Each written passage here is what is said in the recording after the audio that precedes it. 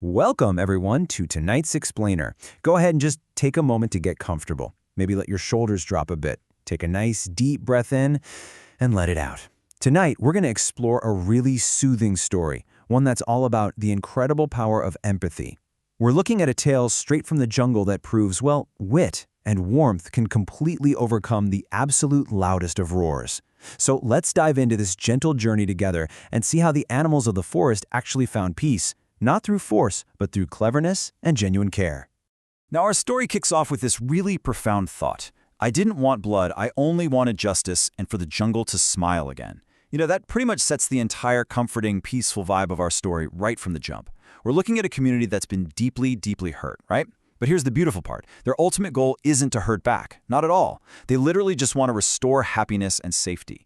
It's just a wonderful reminder that a love for your community and that sincere desire for peace can absolutely triumph over anger and revenge. Section 1. Tears by the Lake. So at the very heart of this conflict, we have Zaru the lion. Now, Zaru wasn't hunting because he was hungry. He was actually hurting others purely for sport, and he'd just laugh at their fear. Actually, our source notes this really heartbreaking detail. An elephant's cousin was simply up in a tree minding his own business, and Zaru roared so loudly just to scare him that the poor creature lost his grip, fell, and broke his leg.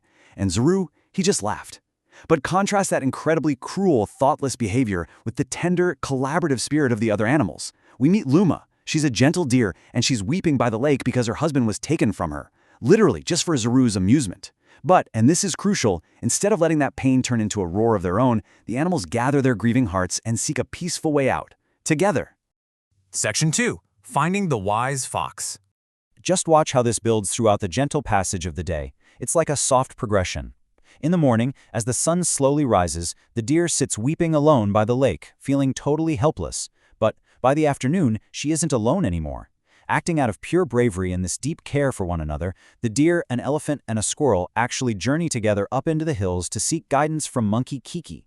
Kiki listens and points them toward true wisdom. And that brings us to the evening. As the day finally cools down, they venture deeper into the jungle and discover Viko, the red fox, sitting with his eyes closed in deep thought beside a calm pond. It really shows that just asking for help and building a community is the very first step toward peace. When the animals finally share their fears with Viko, he immediately agrees to help. But his motivation here is absolutely key. He promises to face the lion, and I quote, not out of hate, but out of love for each other. I mean, Viko is stepping into a wildly dangerous situation, but his heart is perfectly calm. He isn't plotting some violent attack. He's stepping in as a protector of the jungle family he loves. And honestly, this simple shift in perspective, acting from love rather than hate, it literally changes the entire nature of the plan he's about to put into motion. Section 3. A clever and kind plan. Let's walk calmly through the 3 stages of Viko's plan here. Step 1. Flatter the lion. Viko approaches Zaru and just showers him with praise about his unmatched power, basically suggesting that a true king shouldn't even have to hunt. He should have his meals delivered directly to him. And Zaru's ego? Oh, he absolutely loves this. Step 2. Wound the lion's pride. Over the next couple of days, Viko starts spinning these tales of imaginary animals, insulting Zaru's good name. Which leads us to Step 3. Let the lion's own fury guide him right into a trap.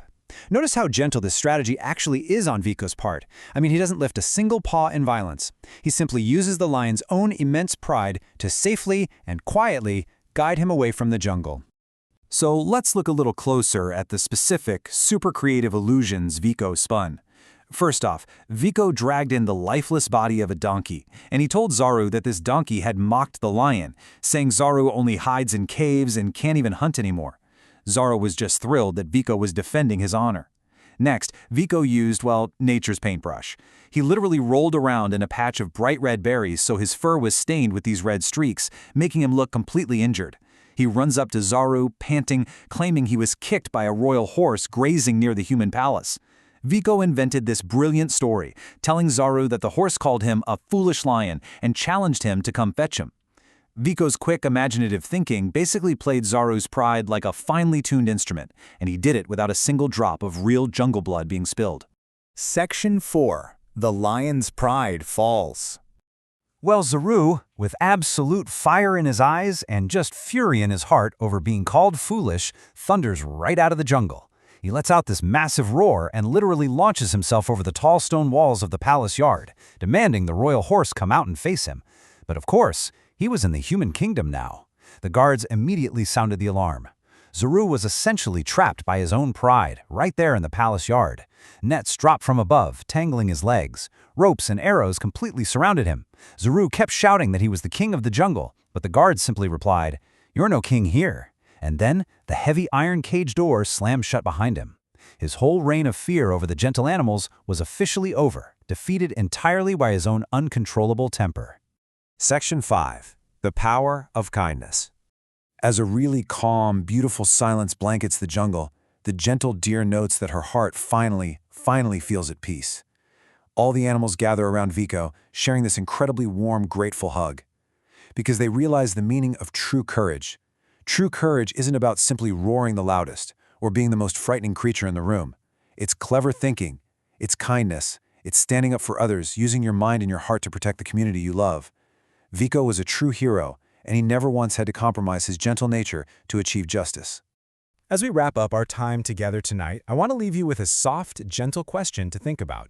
When the world roars around you, when things feel just a bit overwhelming or unkind, how will you use your own cleverness and kindness to bring back the quiet? Because as we've learned from our wise fox and the peaceful animals of the jungle, the absolute most powerful force we have isn't anger. It's the quiet, clever, and unshakable strength of a truly loving heart. Thank you so much for joining me for this soothing explainer. I hope you rest well, and I wish you a very peaceful, gentle good night.